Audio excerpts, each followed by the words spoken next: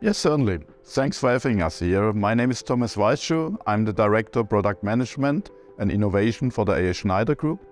AS-Schneider is a mid-sized company based in Germany, and we are producing shut-off valves for the process industry. Yeah, we are an alliance member since 2019. I actually also joined the company in 2019, so our first digitalization steps, we decided to join the alliance, and we found a strong membership there, a strong cooperation between the members, and I mean this open collaborative approach, I mean this is something which was outstanding and why we have joined the alliance.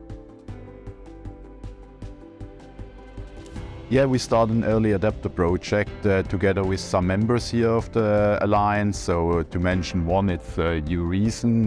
They have done the interface, the software with their solution there.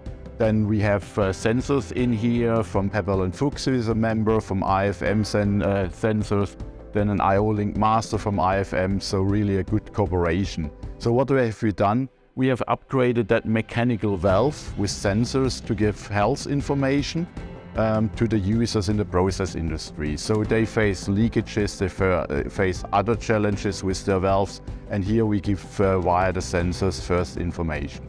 So this is a first step, this is not a final thing. As we learned here, I mean there are always additional steps we want to take.